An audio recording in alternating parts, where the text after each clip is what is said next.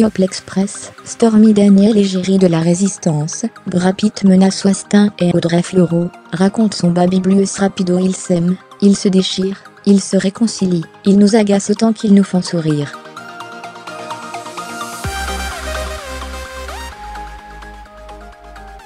Voici People Express, l'actu des stars à toute vitesse. Aujourd'hui direction Los Angeles pour y parler actrice porno, puis Hollywood pour des menaces de mort.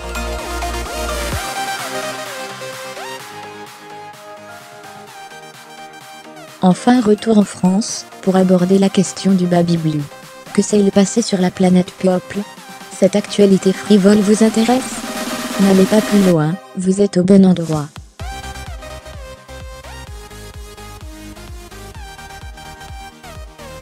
Au menu, ce jeudi l'ex-maîtresse présumée de train, des menaces de mort à Hollywood, et une actrice qui raconte son baby blue.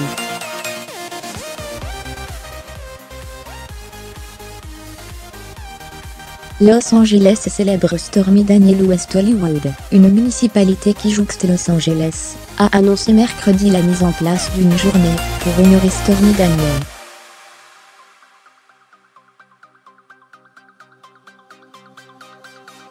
Cette star du porno prétend avoir eu une relation avec Donald Trump. Elle recevra une symbolique clé de la ville lors d'une cérémonie à la boutique érotique chez Sheila Rue, en présence du maire de West Hollywood.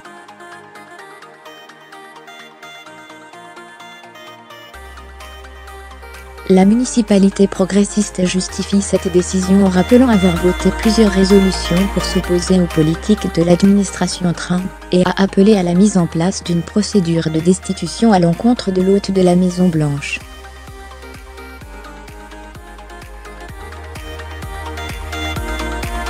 Avant d'ajouter que Stormy Daniels représente la résistance.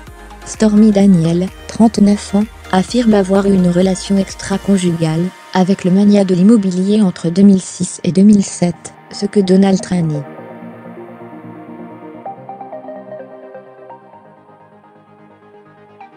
Son avocat Michael Cohen avait admis lui avoir payé 130,000 $ pour qu'elle garde le silence sur cette relation, mais cette dernière a poursuivi Michael Cohen et le président américain pour annuler cette clause de confidentialité.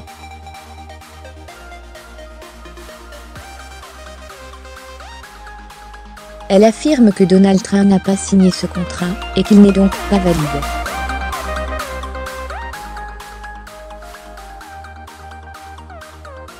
Brad Pitt a menacé de mort Harvey Weinstein. C'était en 1994. À l'époque, sa petite amie, Gwyneth Paltrow, âgée de 22 ans, décroche un rôle décisif.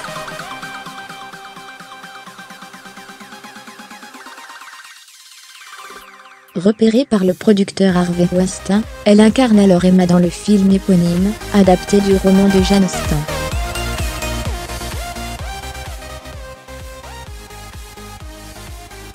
En octobre dernier, l'actrice racontait son agression. La main de Harvey sur sa cuisse et son insistance pour poursuivre dans la chambre d'autres massages.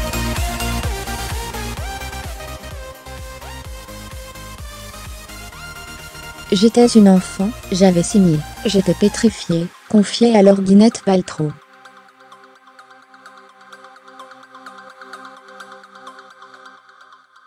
Aujourd'hui, elle revient sur le rôle de son conjoint de l'époque. Harcelée sexuellement par le producteur, elle finit par en parler à Brad Pitt.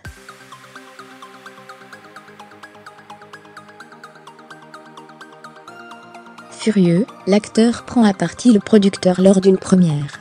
Si tu fais quelque chose qui la mette de nouveau mal à l'aise, je te tuerai, ajoute l'acteur.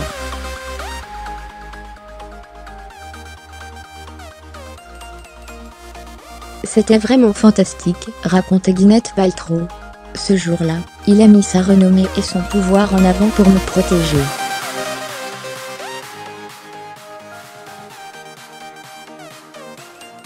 Alors qu'à cette même époque, il n'avait pas vraiment de pouvoir ni de renommée. Il est le meilleur point d'exclamation.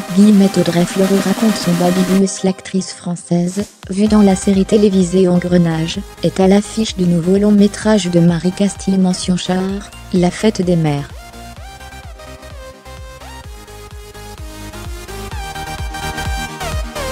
Dans ce film, elle incarne une présidente française qui s'interroge sur son nouveau-né.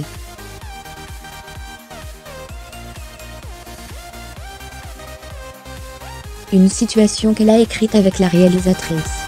Il se trouve que moi, après avoir énormément désiré mon fils, j'ai fait ce qu'on appelle un gros baby blue, raconte la comédienne au HuffPost.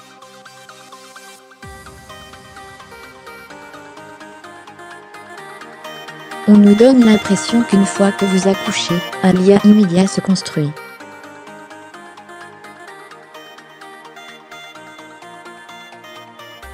Mais pas du tout. Vous êtes face à un élément étranger que vous allez devoir apprivoiser autant qu'il doit vous apprivoiser, vous.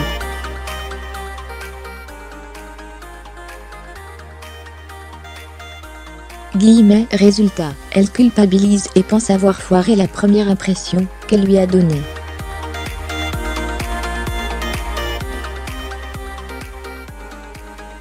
Au début, tout le monde lui disait que ça allait passer, que c'était tout à fait normal.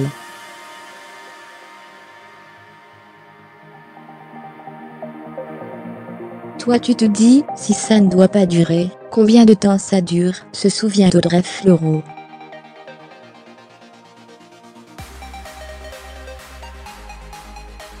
Longtemps après le début de ses questionnements, elle apprend que sa dépression pouvait être liée à une chute hormonale.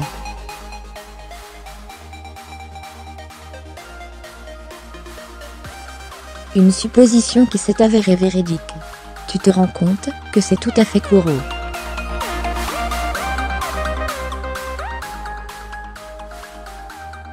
C'est quelque chose auquel vous ne pouvez rien, c'est complètement organique. Elle conclut, le lien, lui, se fait au quotidien.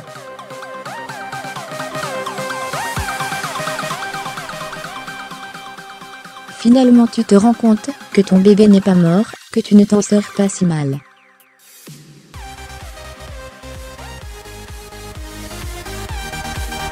Tu prends confiance. La rédaction de Le Sim mit à jour, créé, tout savoir sur Kevin Spacey, un autre scandale sexuel à Hollywood.